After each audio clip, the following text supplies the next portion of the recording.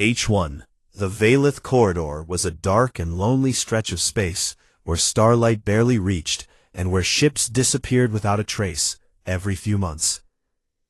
Captain Rena Voss stood on the bridge of the Terran frigate Ironwake, and stared at the dust clouds swirling beyond the viewport, like slow gray curtains, hiding whatever lay behind them. She did not like this route. She had told Command as much when they gave her the escort mission. But Command had smiled and reminded her that the medical convoy needed to reach New Mombasa Colony within 6 days, and the Valith Corridor cut the travel time in half. So here she was, leading 3 unarmed transport ships full of colonists and medical supplies through the most dangerous stretch of space on the frontier. Behind her, the bridge crew worked quietly at their stations, and the hum of the ship wrapped around them like a second skin. Lieutenant Commander Dio Osei, her first officer, stood beside the tactical console, with his arms folded, and his eyes calm, as always. Osei never looked worried about anything, and Voss had learned over 3 years of service together that this was not because he lacked fear, but because he had made peace with it long ago. At the far end of the bridge, a young woman sat hunched over a sensor terminal, with her fingers dancing across the screen and her brow creased in concentration. Ensign Mara Keel was 22 years old, and this was her first deep space rotation. She had graduated top of her class in sensor operations, and had begged for a frontline posting instead of the comfortable orbital station her parents had wanted for her. Voss had read her file and liked what she saw. Keel was sharp and hungry, and a little bit scared, which in Voss's experience was the perfect combination for someone who needed to stay alive. "Captain," Keel said suddenly, and her voice carried a note of something between confusion and concern. Voss turned and looked at her. "What do you have, Ensign?" "I am picking up gravitational micro-ripples at bearing 274, Keel said, and she pulled up a display that showed faint wobbles in the space around them, like someone had dropped a pebble into a pond that should have been perfectly still. The automated system flagged it as background noise from the dust cloud, but I ran a secondary filter, and the pattern is too regular to be natural." Osei glanced at the display and raised an eyebrow. "Could be a dense mineral pocket in the nebula," he said. "Could be," Keel agreed, but she did not sound convinced. Voss walked over and studied the readings herself. She had been in enough fights to know that the universe rarely gave you warnings, and when it did, you were a fool to ignore them. "Keep tracking it," she told Keel, "and route your data to my command console." "Aye, Captain." The convoy moved deeper into the corridor, and the dust clouds thickened around them until the transport ships behind the Ironwake were visible only as blinking lights on the tactical screen. Voss opened a channel to the convoy. "All transports, this is Ironwake Actual," she said. "Tighten formation and stay within our sensor umbrella." The transport captains acknowledged, and the 4 ships drew closer together like animals huddling against a storm they could feel but not yet see. Far away, hidden inside the densest part of the dust nebula, Warlord Fisarak of the Dravine Hegemony watched the convoy approach on his own tactical display, and felt the familiar thrill of a hunt nearing its end. Fisarak was tall, even by the standards of his species, and the Dravine were not a small race. He stood over 8 feet on 4 armored legs, and his upper body was a fortress of natural chitin plates, the color of dark iron. His head was angular, and crowned with sensor ridges that could detect electromagnetic fields, and his 4 eyes glowed a faint amber in the dim light of his command chamber.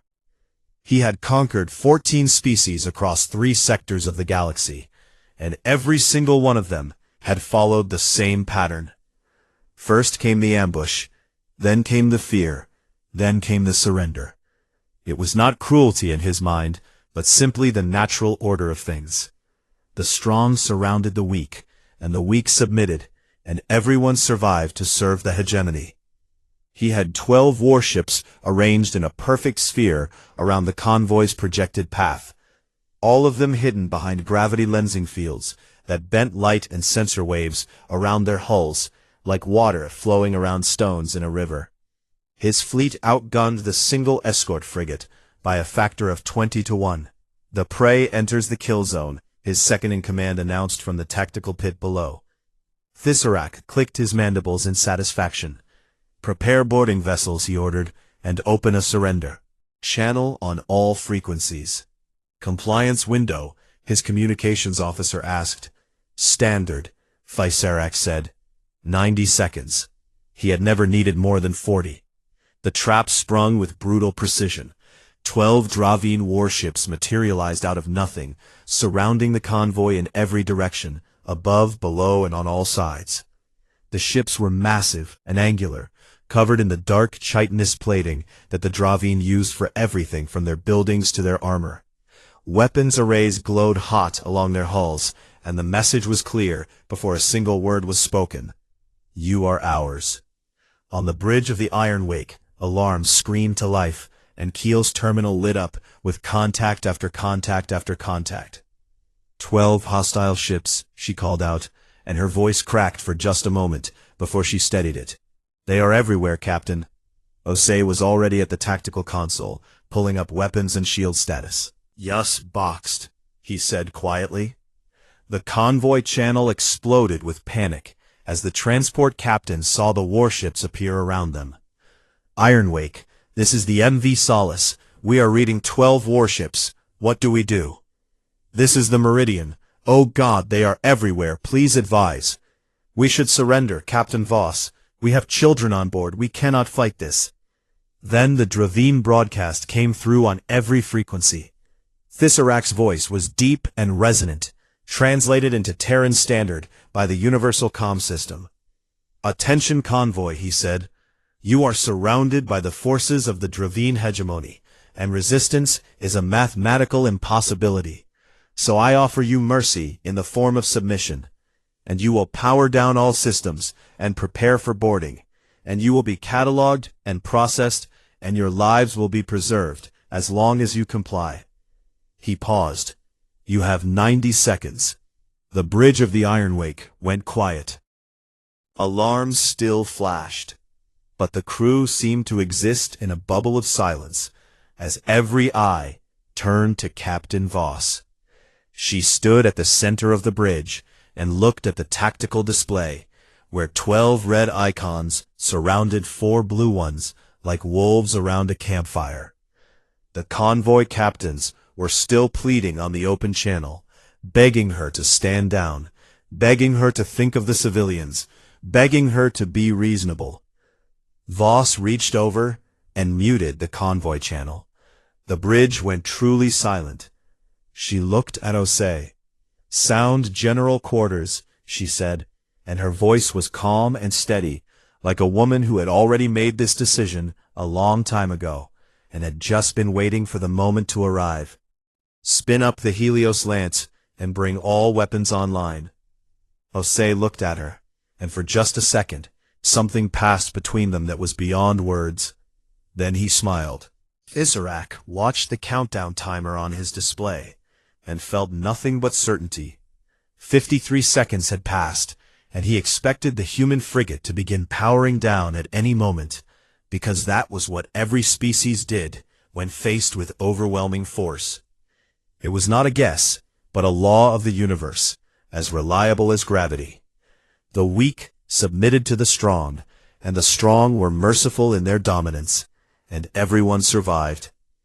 At 60 seconds, his sensor officer made a sound that Thissarak had never heard from a Dravine before. It was confusion, mixed with something that might have been the beginning of alarm. "Warlord," the officer said, "the escort vessel is not powering down." "They still have 30 seconds, Thissarak replied. "No, Warlord, you misunderstand." The officer turned to face him, and his 4 amber eyes were wide. "They are powering up, and their energy signature has tripled in the last 10 seconds, and they are charging a weapon system we have not seen before." Thissarak leaned forward. "And they're heading?" The officer checked his display twice before answering, because the reading made no sense. "They are accelerating directly toward us, Warlord," On the bridge of the Iron Wake, Captain Rena Voss gripped the arms of her command chair as the frigate surged forward, and the stars outside stretched into bright lines. Helios Lance at full charge, Ose reported from the tactical station. All missile pods armed and point defense grid active. Keel Voss called out, "Paint the nearest heavy cruiser, and feed targeting data to the Lance." "Target locked, Captain," Keel answered, and her voice was steady now, because there was no room for fear when your hands were busy doing the thing you were born to do. Voss looked at the Dravine heavy cruiser, growing larger on the viewport, and she thought about the doctrine that had been drilled into every Terran naval officer since. Humanity first took to the stars. Every ship is a warship, and every crew is a last stand. The Terran Federation had learned this lesson the hard way in the early days of expansion, when colony ships were ambushed and entire settlements vanished because they had no means to fight back. Never again, the Federation had said, and they meant it in a way that went deeper than words. They meant it in the steel of every hull, and the fire of every weapon, and the training of every crew member, from the captain to the cook. The Helios Lance was proof of that doctrine. It was an experimental directed energy weapon that Command had mounted on the Iron Wake, not because a frigate needed that kind of firepower, but because the Terran philosophy was that every ship should be able to hurt something bigger than itself. "Fire," Voss said. The Lance discharged, and for a split second, the entire bridge went white as a beam of concentrated energy crossed the distance between the Iron Wake and the Dravine heavy cruiser in less than a heartbeat. The beam punched through the cruiser's bow armor like a needle through cloth, and kept going through bulkheads and corridors and crew compartments until it exited through the ship's spine on the other side. The cruisers split apart in silence. An atmosphere vented from the wound in a great white plume that crystallized instantly in the cold of space.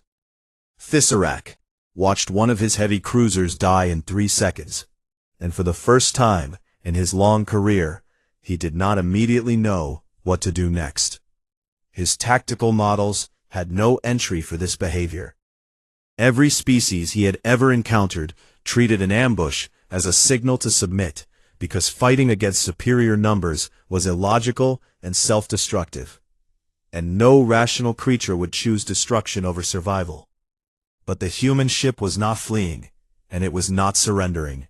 It was attacking, commanded, and his voice carried an edge that his officers had never heard before. "Concentrate on the escort vessel." But Voss was already moving. She had studied the dust nebulous terrain on the way in, because that was what Rena Voss did with every stretch of space she flew through. She mapped it, and she memorized it, and she filed away every pocket of dense gas, and every magnetic anomaly, and every navigational hazard as a potential weapon. "Helm hard to port," she ordered. "Take us into Grid 7 where the metallic dust concentration is highest." The Iron Wake banked hard, and 3 Dravine destroyers followed her into the dense cloud of metallic particles that hung in space like a fog of iron filings. "Launch flare charges," Voss said. "All batteries." The Iron Wake spat a dozen flare charges into the metallic cloud, and when they detonated, the electromagnetic pulse ripped through the dust and turned it into a storm of charged particles that overwhelmed sensors and fried exposed systems. All 3 Dravine destroyers went blind, and their engines sputtered and died as the electromagnetic wave crashed over them.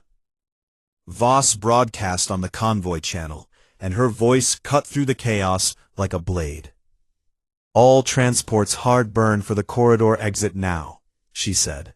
"Do not stop, and do not look back, and we will hold the door open for you." The 3 transport captains did not argue this time. They fired their engines and ran. Thissarak watched the civilian ships fleeing, and he felt something unfamiliar crawling through his mind like a cold insect. It was not fear, because Dravine warlords did not feel fear, but it was something close. Something that whispered that the universe might not work the way he had always believed. "All remaining ships," he ordered, and his mandibles clicked with fury. "Ignore the civilians and destroy the escort vessel, and I want it broken," turned their full fury on the Ironwake. The frigate shuddered and screamed as energy beams and kinetic rounds hammered her shields, and the shield indicators on Osei's console went from green to yellow to red in less than a minute. "Shields failing," Osei called out. "Hull breaches on decks 4 through 7. "Seal them," Voss said. "Casualty reports coming in," Osei continued, and his voice tightened for the first time. "We have lost 9 crew on deck 5, and the medical bay is gone." Voss closed her eyes for 1 second, and in that second, she felt every death like a stone dropped into water. Then she opened her eyes and kept fighting. The Ironwake twisted and rolled through the dust cloud, using every trick Voss knew to make the frigate a harder target. But 8 warships were too many, and the hits kept coming. A blast struck the sensor array, and Keel's terminal exploded in a shower of sparks, and she was thrown from her chair and hit the deck. Hard. Blood ran from a gash above her eye, and her left arm hung at a wrong angle. But she was alive. She crawled across the shaking deck to a maintenance terminal set into the wall near the floor, and she pried it open with her good hand and began rerouting the sensor feeds through the backup system. "Captain," she called out from the floor, and her voice was tight with pain. "I can still give you eyes, but I need to relay the data by voice." "Do it," Voss said. Keel fed targeting coordinates to Voss through gritted teeth, while the ship burned around her, and every number she called out was another chance for the Ironwake to hit back. The frigate fought on, and it hurt the enemy in ways they did not expect, because every missile found its mark, and every evasive maneuver bought another few seconds of life. But the math was the math, and 8 against 1 was a fight that only ended one way. Then Keel saw something on her improvised display that made her blood go cold. "Captain," she said, 3 of the transports have cleared the corridor, but the MV Solace is drifting, and her drive signature just went dead, and she is not moving." Voss looked at the tactical display and saw the Solace hanging in space like a wounded bird. The Solace was carrying 400 colonist children bound for the new school complex on New Mombasa. And Thisarac saw it too. On his command ship, the warlord studied the drifting transport, and something that might have been a smile crossed his angular face. "All ships," he said, "ignore the frigate and take the transport vessel." 8 warships turned away from the burning Ironwake and set course for the Solace.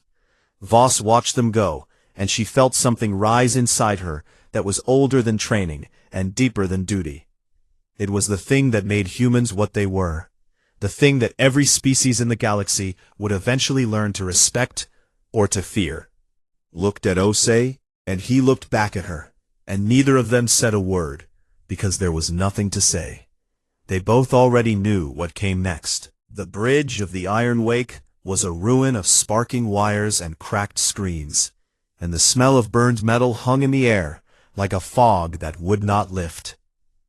Osei pulled up what was left of the damage report and read it aloud, because half the displays were dead. "We have lost shields entirely," he said. "Hull integrity is at 41% and dropping, and we have fires on 6 decks, and our engine output is at 60%, and the Helios Lance is damaged but still functional at reduced power." He paused and looked at Voss. "Captain, we can still run," he said, and he said it not because he wanted to run, but because it was his job to give her every option. "If we break for the corridor exit now, we can link up with the 3 transports that made it out and call for fleet reinforcement from the nearest relay station." "And the Solace?" Voss said. Osei did not answer right away because they both knew the answer. "We lose her," he said quietly, turned, and looked at the tactical display, where the icon of the MV Solace sat motionless and surrounded by 8 red markers, moving toward it like predators closing in on a kill. 400 children. She had read the manifest before they left port, because she always read the manifests. She knew that the Solace was carrying families from the overcrowded stations of the Inner Ring, who had scraped together everything they had for a chance at a new life on New Mombasa. She knew that the children ranged in age from 2 to 16. She knew that the youngest was a girl named Ava Santos, who was listed on the passenger log as traveling with her grandmother because her parents had died in a factory accident on Station Kepler 9. Voss did not do the math.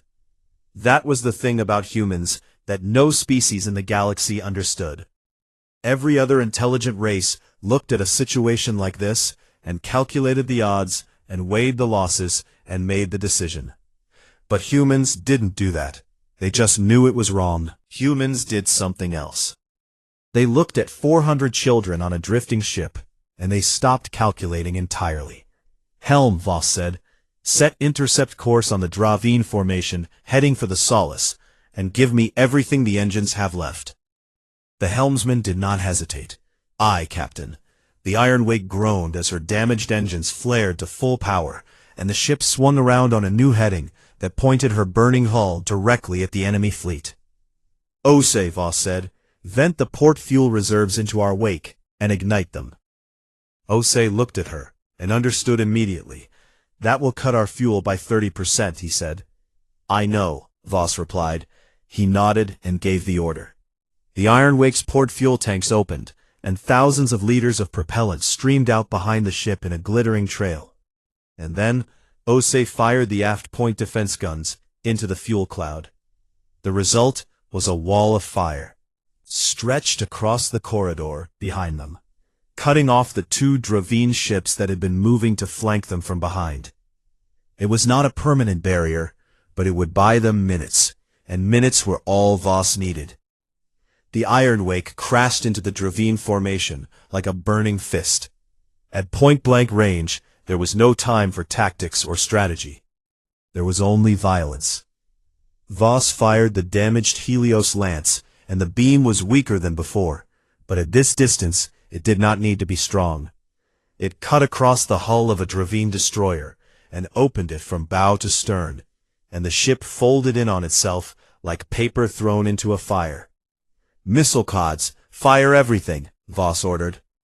The Iron Wake's remaining missiles launched in a swarm, and they struck 2 more Dravine ships at ranges so close that the explosions rocked the Iron Wake herself.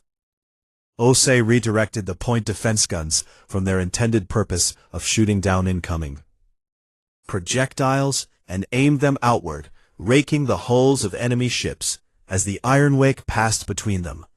The small rapid-fire weapons were designed to destroy meteors and missiles, but at this range they chewed through Dravine hull plating like teeth through bone. 2 more enemy ships fell out of formation, trailing fire and atmosphere. But the Dravine were not helpless, and they hit the Iron Wake back.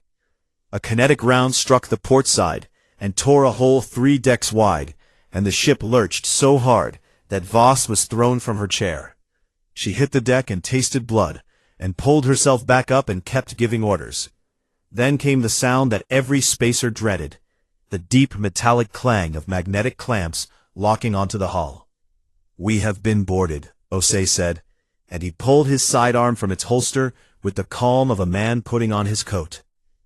"Dravine destroyer has latched onto our starboard hull, and I am reading multiple breach points on decks 2 and 3. "Get me Sergeant Reyes," Voss said. The comm crackled, and a voice came through that was rough and steady, and carried the accent of someone who had grown up on a frontier world where life was hard and people were harder. "Reyes here, Captain," the voice said. "We can hear them cutting through the hull, and my Marines are ready." "Hold every corridor, Sergeant," Voss said. "Nothing gets to the bridge, and nothing gets to the escape pods." "Understood, Captain," Reyes said. "We will hold." Sergeant Tomas Reyes was 34 years old, and had been a Marine for 12 of those years. He had fought in the Croatian border wars alongside Captain Voss, and he had lost friends in those fights, and he had learned that grief was something you carried in your chest, while your hands did the work of keeping other people alive. He had 16 Marines under his command, and they were good. They were not the biggest or the strongest fighters in the Boxen galaxy, because humans rarely were. But they had something that the Draveen had never encountered. They had the willingness to fight in a burning ship with no hope of victory, simply because someone behind them needed protecting. The Draveen boarding party came through the hull breach on Deck 2 like a tide of iron and fury. They were terrifying creatures, standing 7 feet tall, on powerful legs, with natural armor that covered their bodies like plate mail, forged by evolution. Their upper limbs ended in blade-like appendages that could cut through steel, and their 4 eyes burned with the amber light of a species that had been apex predators since before they achieved sentience. There were 80 of them. They expected to find a broken crew cowering in the dark. Instead, they found Sergeant Reyes and his 16 Marines standing in the corridor in powered exoframes that hummed with energy and amplified their strength threefold. Corridor was narrow and filled with smoke from the fires raging through the ship, and the artificial gravity had failed, so everyone floated in 0G, anchored only by magnetic boots and handholds. Reyes looked at the wall of Draveen warriors filling the corridor ahead, and he felt fear, because only a fool would not feel fear at a sight like that. But fear was just a feeling, and feelings did not get to make decisions. He made decisions. "Marines," he said over the squad channel, "give them hell." The two forces collided in the narrow corridor, and what followed was a brutal, desperate close-quarters fight in zero gravity, with fire and smoke swirling around them. The Draveen were bigger and stronger, and had natural weapons built into their bodies. The Marines had exoframes and automatic weapons, and the kind of fury that comes from knowing that 400 children are counting on you, even though they do not know your name. And the Marines took losses. Private Chen was killed in the first 30 seconds when a Draveen blade punched through his exoframe. Corporal Adeyemi lost her left arm and kept firing with her right. The Draveen pushed forward, and the Marines gave ground 1 step at a time, making the enemy pay for every meter in blood. But they held. And somewhere in the middle of that burning corridor filled with smoke and floating debris and the bodies of the fallen, Sergeant Reyes began to sing. It was an old song from his homeworld, a frontier hymn that settlers sang when the storms came and the crops failed, and the only thing left to do was stand your ground and wait for morning. One by one the surviving Marines joined in. The Draveen warriors faltered, not because of the weapons or the exoframes or the ferocity of the defense, but because they had never, in all their centuries of conquest, encountered a species that sang while dying. Command Ship Fisarak watched the boarding action through the helmet cameras of his warriors, and he saw humans fighting and bleeding and dying in a burning ship and singing while they did it. He opened a private channel to his second-in-command. "What are they?" he whispered. No answer came because there was no answer that made sense.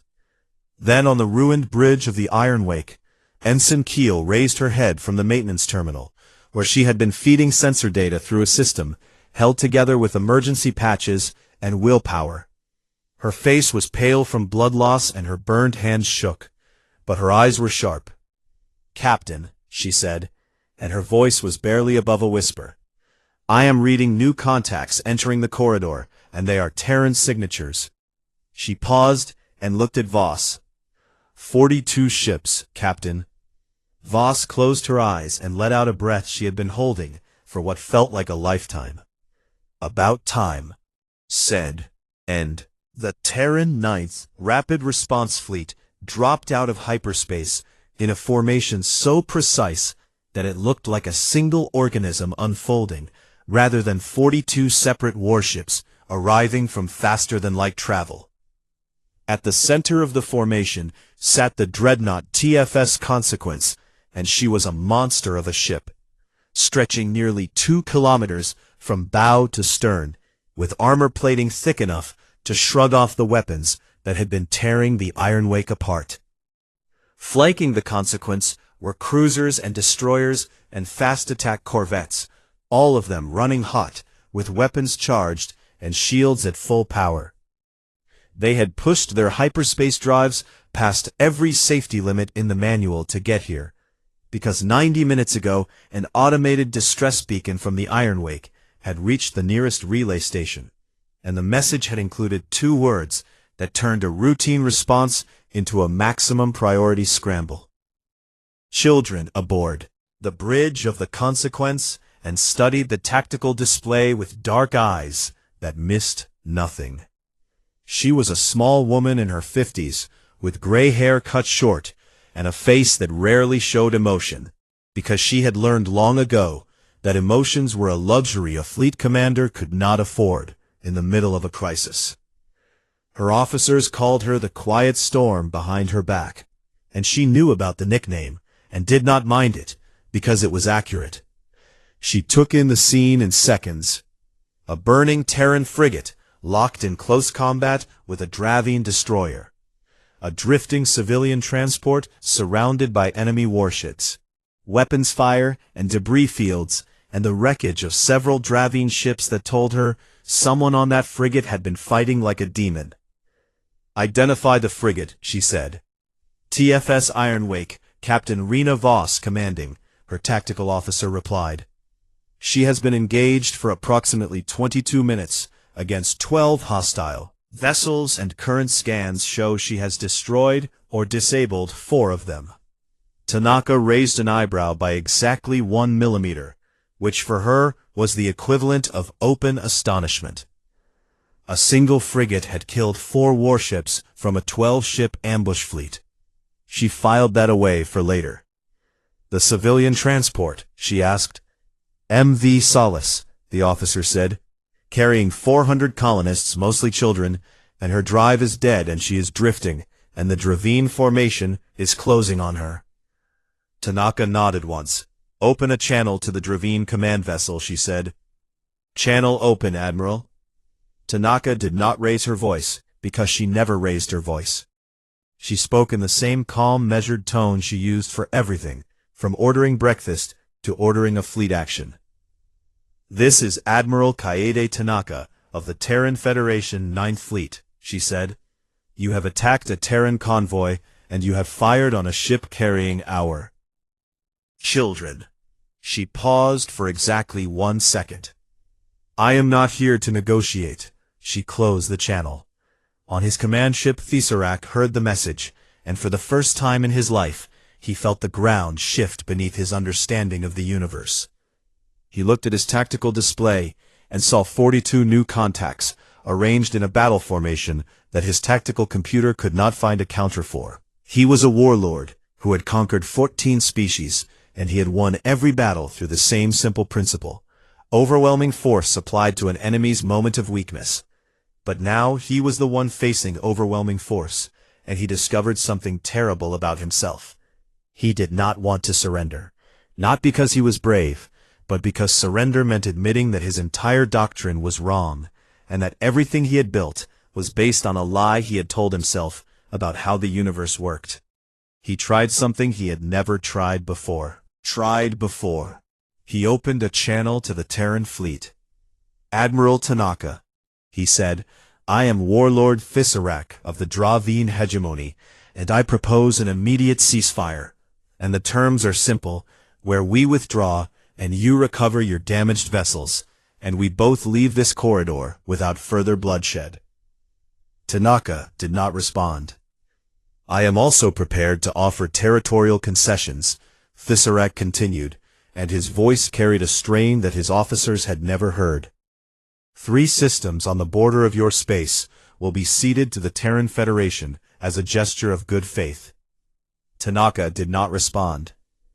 "Admiral," Tesseract said, and now there was something almost desperate in his tone, "I have studied many species, and I know that all rational beings prefer peace to war, and I am offering you peace."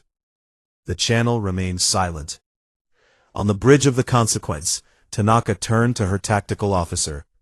"All ships," she said, "weapons free, Terran Ninth Fleet attacked with a coordinated precision that the Dravine had never seen from any species. The fleet split into wolf packs of 3 to 4 ships each, and each wolf pack targeted a single Dravine vessel with overlapping fields of fire that left no angle of escape. The cruisers rotated their shield arcs in a synchronized pattern, so that as one ship's forward shields weakened from enemy fire, another ship would slide into position to cover it while the first recharged. The electronic warfare ships flooded the Dravine communication frequencies with noise and false signals, and within 30 seconds the enemy fleet lost the ability to coordinate. Each Dravine ship was suddenly fighting alone, surrounded by enemies that moved like a single mind. The first Dravine warship died 40 seconds into the engagement, when 3 Terran destroyers caught it in a crossfire that collapsed its shields, and then a volley of heavy torpedoes broke its spine. Second died a minute later, when a Terran cruiser punched through its engine section with a sustained beam that melted the reactor containment, and the ship vanished in a flash of white light. Fisarak watched his fleet being dismantled, and he gave orders that were ignored because his ships could no longer hear him through the electronic interference. The third and fourth Dravine ships tried to form up together for mutual defense, but a wolf pack of fast-attack corvettes swept in from below and above simultaneously and tore them apart with concentrated missile salvos. The fifth ship attempted to ram the Consequence in what Fisarak would later recognize as an act of desperation he had only ever seen from humans. The dreadnought swatted it aside with a broadside that reduced it to drifting wreckage. 12 minutes after the first shot was fired, 8 Dravine warships were destroyed. The remaining 4, including Fisarak's flagship, turned. Tanaka watched them flee on her display, and she made a decision that was as calculated as everything else she did. Let 3 of them go, she told her tactical officer. The 3 escorts, but not the flagship. And the flagship, Admiral? Disable it, Tanaka said. I want the warlord alive. 2 Terran cruisers ran down Fisarak's flagship and hit it with precision strikes that killed its engines and weapons without destroying the hull. The great ship drifted to a stop, and Terran Marines boarded it within minutes. Fisarak did not resist when they came for him.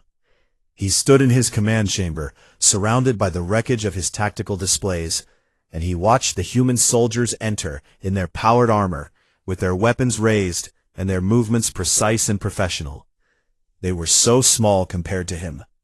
He could have killed several of them with his blade limbs before they brought him down, but he did not, because he had finally understood something that changed everything.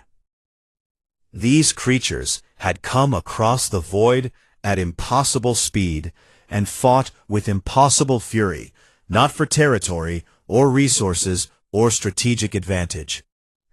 They had come because someone had threatened their children, and that meant there was no scenario in which the Dravine could win, because you cannot conquer a species that will burn the galaxy to protect its young. While the fleet secured the battlefield, Admiral Tanaka dispatched medical shuttles to the 2 stricken ships. The first shuttle reached the MV Solace, and the medical team found 400 frightened children huddled in the cargo bay where the crew had moved them when the attack began. They were scared, and some were crying, but they were alive and unhurt. And when the Terran medics came through the airlock in their white suits, the children rushed toward them like a wave.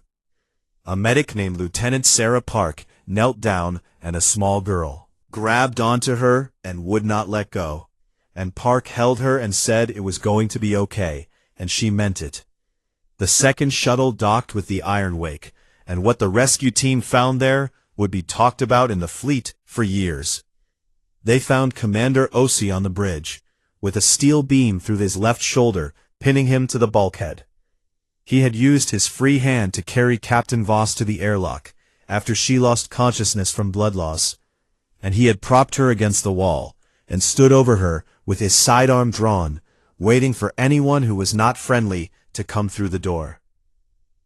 They found Ensign Keel unconscious at her improvised sensor terminal, with her burned hands still resting on the controls, and the data feed still active and still transmitting targeting information to a tactical system that had been dead for 10 minutes. She had not stopped working, even after there was no one left to receive her data. Reyes and 7 surviving Marines were in Corridor 7C on Deck 2, where the boarding action had taken place. The corridor was filled with the bodies of Dravine warriors who had tried to push through and failed. Reyes and his 7 Marines stood among them, battered and bleeding and exhausted, with their weapons still raised and their exoframes dented and scored with blade marks. And they were still singing. The rescue team leader, a veteran of 15 years in the fleet, stopped in the corridor entrance and listened. Then she took off her helmet and waited for them to finish the song before she told them it was over. The brig of the TFS Consequence was clean and white and quiet, and Thiserac sat in the center of it on a bench that had been specially reinforced to hold his weight. His 4 legs were folded beneath him, and his blade limbs were sheathed in magnetic restraints that hummed softly against his chitin, and his amber eyes stared at the wall across from him without blinking. He had been sitting like this for 3 days.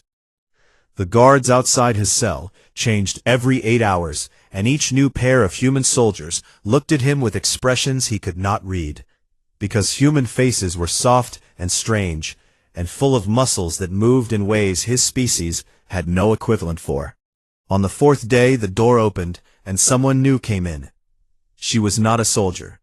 She was a small woman with brown skin and dark hair pulled back in a simple tie, and she wore civilian clothes and carried 2 cups, one of which contained a hot liquid that smelled bitter and earthy. "Name is Dr. Lena Marsh," she said, and she sat down on a chair across from him and placed one of the cups on the small table between them. "I brought you tea, but I realize you probably cannot drink it, and I apologize for the assumption." Thiserac stared at her. In his entire career, he had been addressed by generals and admirals and planetary governors, and every one of them had approached him with either fear or aggression or the careful neutrality of someone trying not to provoke a predator.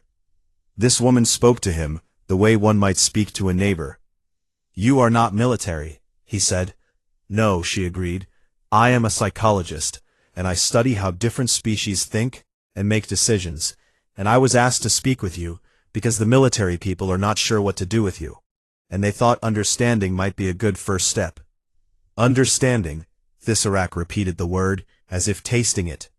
"Yes," Marsh said, "I would like to understand the Dravine, and I thought the best way to do that would be to ask."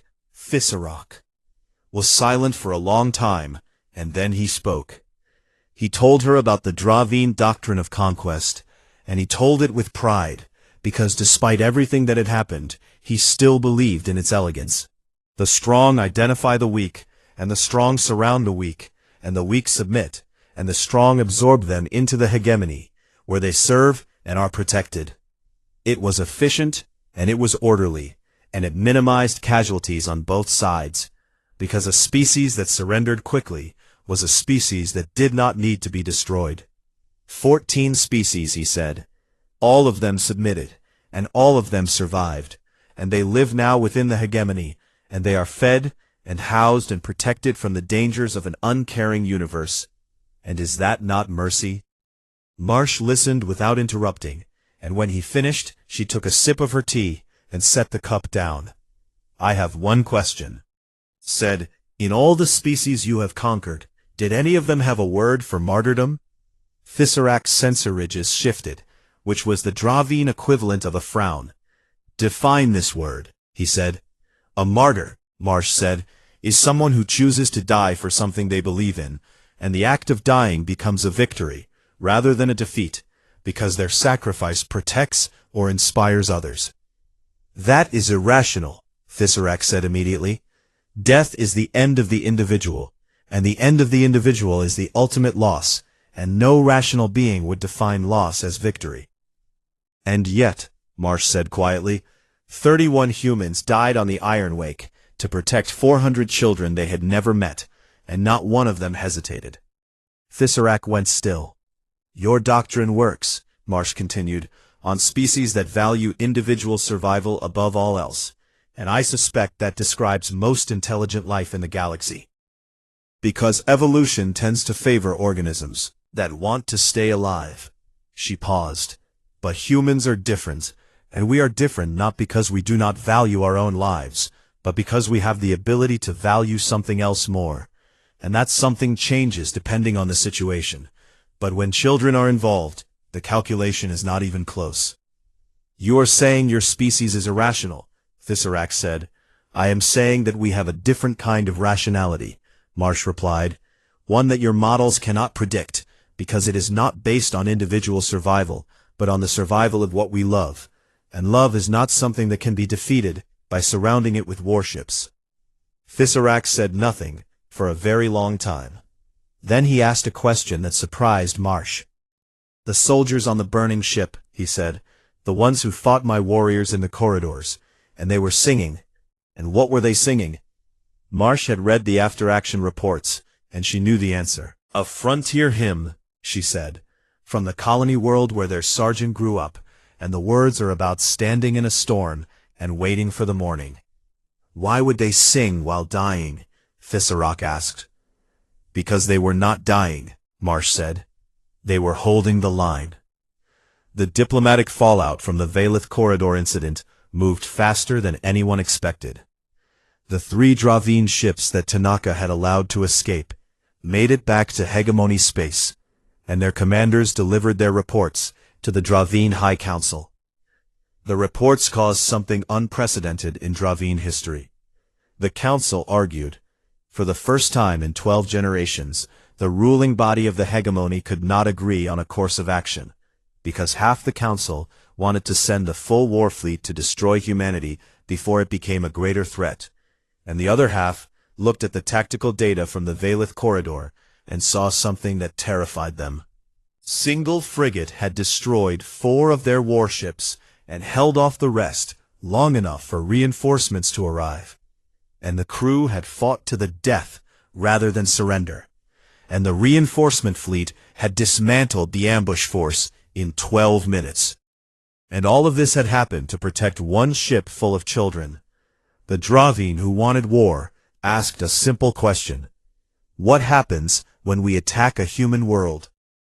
And the answer that came back from their strategic analysts was equally simple. They will fight, and they will not stop fighting. And every ship we destroy will be replaced by 2 more, crewed by people who are not fighting for territory, but for vengeance. And you cannot win a war against an enemy that gets stronger every time you hurt them. For the first time in its history, the Dravine hegemony sent an envoy. The galactic community watched in astonishment as a Dravine diplomatic vessel crossed into Terran space and requested permission to negotiate. The Terran Federation did not accept immediately. Admiral Tanaka testified before the Terran Senate in a closed session that lasted 6 hours, and when asked for her recommendation, she gave it in her usual direct manner. "Accept the peace," she said, "but build more ironwakes and name them after the dead." The Senate voted unanimously to open negotiations, and within 3 months, a formal ceasefire was signed, followed by the first treaty between the Dravine hegemony and any species they had previously targeted for conquest. The personal costs of the Valith Corridor were tallied in hospital rooms and memorial halls across the Federation. Captain Rena Voss spent 4 months in a naval hospital, recovering from internal bleeding, a fractured spine, and burns across 30% of her body. She refused visitors for the first 2 weeks, and spent that time writing personal letters to the families of every crew member she had lost. Letters. She knew every name. Commander Dio Osai had the steel beam removed from his shoulder and spent 3 months in rehabilitation, learning to use his rebuilt joint. When command offered him a captaincy of his own, he turned it down. "Someone has to keep the next boss alive," he said, and the medical staff laughed, but he was not joking. Ensign Mara Keel was promoted to lieutenant and offered a posting at any station or ship in the fleet. She requested assignment to the Iron Wake's successor vessel, and when asked why, she said that she had started something on that ship and she intended to see it through. Sergeant Tomas Reyes received the Terran Star of Valor at a ceremony attended by the Federation President and the full Admiralty. When the medal was pinned to his chest, a reporter asked him how it felt. Reyes said nothing. He looked at the 7 Marines standing beside him, the ones who had survived Corridor 7C, and he nodded once, and they nodded back, and that was all that needed to be said. 1 year after the Battle of the Valith Corridor, the TFS Ironwake II launched from the Terran shipyards at New Geneva. She was bigger than her predecessor, and better armed, and her crew was handpicked from the best the fleet had to offer. Captain Rena Voss stood on the bridge, and she was thinner than before, and she walked with a slight limp that the doctors said might never fully heal. But her eyes were the same, clear and hard, and alive. Beside her stood Commander Dio Osei with his rebuilt shoulder, and his calm, steady presence that made everyone around him believe that things would work out somehow. At the sensor station sat Lieutenant Mara Keel, with new scars on her hands, and a confidence in her movements that had not been there a year ago. Down on deck 2, Sergeant Reyes ran his Marines through boarding drills, and the new recruits were terrified of him, and the veterans loved him. Groups would follow him into fire without hesitation. Above the command chair, a small bronze plaque was bolted to the bulkhead. It bore 31 names, and below the names a single inscription. 31 stood, so 400 could breathe. We do not forget. We do not forgive. We do not yield. Voss stood before the plaque and ran her fingers over the names, one by one. She lingered on each, and her lips moved silently, forming the names like a prayer, or a promise, or both. Then she turned and sat down in her chair and looked out at the stars. The Valith corridor stretched before them, quiet and dark, and no longer a place of ambush, because every species in the sector knew what had happened here and what it meant. "Helm," Captain Voss said. "Ready, Captain. Take us out." The Ironwake II moved forward into the dock,